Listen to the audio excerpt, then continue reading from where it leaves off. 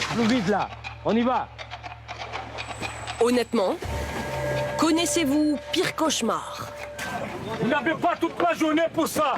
Sous les aboiements des instructeurs, tous sont pourtant volontaires. Pendant 2 mois, ils sont plongés au cœur de la forêt amazonienne, que tous vénèrent ici sous son nom portugais, la selva.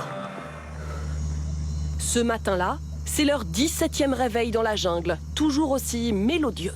03, parassage? Non? T'interdis serration quoi? Ces militaires exercent dans les armées brésiliennes, canadiennes, belges, 23 pays différents au total. Vous n'avez rien compris encore.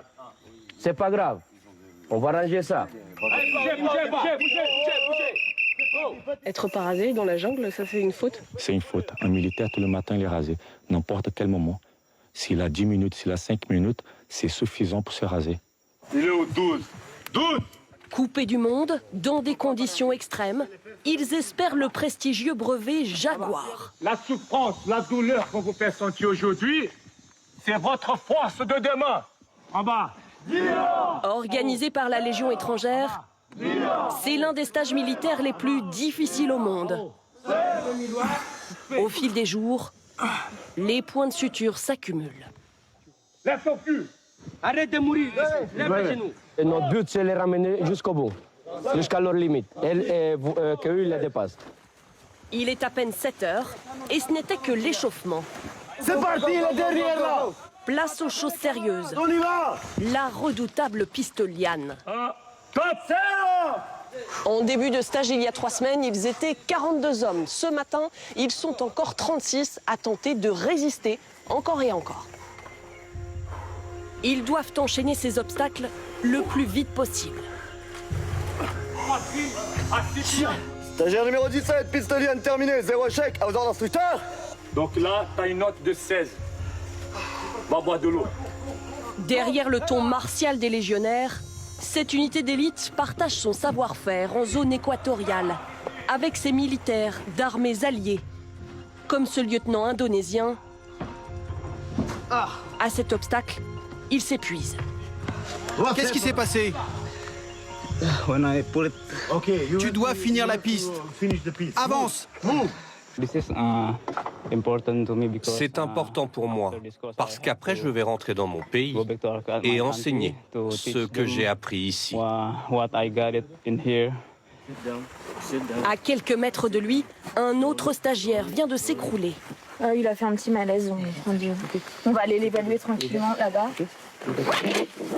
Pris de tremblement, il souffre d'atroces douleurs au dos. On va lui donner par les veines. Une perfusion est posée. Je vais lui mettre des antidouleurs pour le trajet. On le met par les veines et puis on va descendre. Je vais ramener à l'infirmerie. Il est évacué en pirogue. Finalement, rien de grave, juste une extrême fatigue. Mais pour lui, le stage s'arrête là. Comme disent ici les légionnaires, c'est la forêt qui décide. Limite maxi 5 heures. Sans émotion, il lance aussitôt l'épreuve suivante, marche d'orientation. Chef de groupe, prêt? Prêt. Allez, top! J'ai pas envie de marcher 5 heures, oui. Donc si on peut le faire rapidement, c'est bien aussi. GPS bien en main, ce stagiaire français, Geoffroy, guide ses camarades, lourdement chargés. Vous avez combien de kilos sur le dos? Comme 35 kilos, je pense. C'est pas un problème. Plus ou moins. Ouais, ça va devenir un problème. Pour éviter de se perdre, obligation de rester parfaitement groupé, de s'adapter au rythme du plus lent. Mais déjà... Pour nous, arriver sur la balise numéro 1, Muku. Bon, super. La première des 4 balises est trouvée. Elle simule une clairière où un hélicoptère pourrait se poser, par exemple, pour évacuer un blessé. 3h35 plus tard, exercice terminé, le groupe est au complet. Ça commence un peu à tirer. Bon là, on va manger quelque chose et puis ça va être reparti pour de nouvelles aventures. Sourire vissé aux lèvres, Geoffroy espère de ce stage un supplément d'âme, dit-il, en plus de ses nombreuses techniques. Top! Épreuve suivante, traverser la Matamari, cette rivière beaucoup moins tranquille qu'elle ne paraît, surtout avec le poids de la tenue militaire.